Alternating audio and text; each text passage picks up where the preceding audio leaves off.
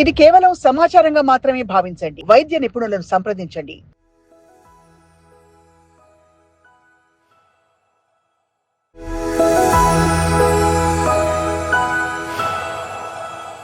Super foods అని ఇప్పుడు వచ్చాయి. ఇదివరకు మనకు అసలు గుర్తున్నాయా చిన్నప్పుడు? లేవు.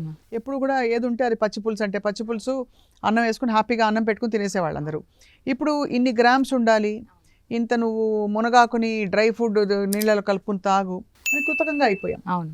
సో దానికి కారణం అది ఎంతవరకు పనిచేస్తుంది? డ్రైడ్ మునగాకు పనిచేస్తుందా? పనిచేస్తుంది. ఫర్ ఎగ్జాంపుల్ ఏదైనా న్యాచురల్గా తీసుకుంటే 100% రిజల్ట్ వచ్చినప్పుడు ఇది మినిమం 70 to 80% వస్తుంది. రైట్.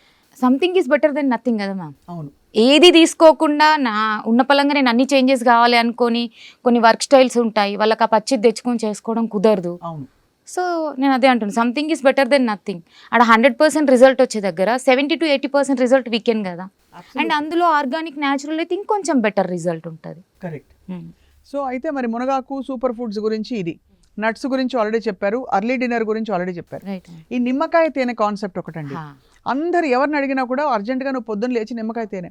డైటీషియన్స్ మీలాంటి వాళ్ళు చాలా మంది ఏమంటారంటే, నువ్వు తేనైనా తీసుకో, షుగర్ అయినా తీసుకో, క్యాలరీస్ అవే పడతాయి, అంతే, తేనె అంత అవసరమా నీకు అని అడుగుతారు. ఏం చెప్తారు మ్యామ్? షుగర్ అయినా బెల్లం అయినా హనీ అయినా సేమ్ క్యాలరీస్ మ్యామ్. క్యాలరీస్లో డిఫరెన్స్ ఉండదు. వై? బికాస్ ఇంకోటి మ్యామ్, బ్రౌన్ షుగర్ అని కూడా ఇప్పుడు కొత్తగా చాలా చెప్తున్నారు.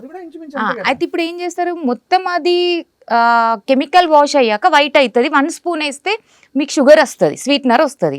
అదే బ్రౌన్ షుగర్ని ఏం చేస్తారు వాళ్ళు, ఇంకా స్వీట్ వస్తలేదు అని 3-4 స్పూన్స్ యాడ్ చేస్తారు. ఇట్ ఈజ్ ఈక్వల్ టు మళ్ళీ వైట్ షుగర్.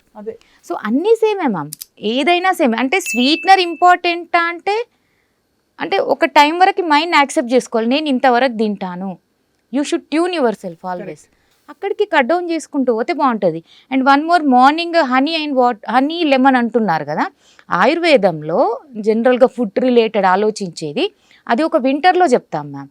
అది ఒక టైప్ ఆఫ్ హీట్ ప్రొడ్యూస్ అవుతుంది బాడీలో. సో ఓవరాల్ 365 days తీసుకోవడం అనేది అయితే కరెక్ట్ కాదు. ఒక్కొక్కరి బాడీకి ఒక్కొక్కరు సూట్ అవుతుంది మ్యామ్. ఇప్పుడు ఒకరికి థైరాయిడ్ ఉంటుంది, ఒకరికి పీసీఓడి ఉంటుంది, ఒకరికి ఇన్ఫర్టిలిటీ ఉంటారు, కొంతమంది ప్రెగ్నెన్సీ వాళ్ళు ఉంటారు. సో అందరూ హనీ లెమన్ వాటర్ తీసుకుంటా అంటే కుదరదు. థైరాయిడ్ ఉన్న వాళ్ళు ఒకటి తీసుకోవాలి, ఇన్ఫర్టిలిటీ ఉన్న వాళ్ళు ఒకటి తీసుకోవాలి, డయాబెటిక్ రిలేటెడ్ ఉన్న వాళ్ళు ఒకటి తీసుకోవాలి, ఇండైజెషన్ ప్రాబ్లం ఉన్న వాళ్ళు ఒకటి తీసుకోవాలి.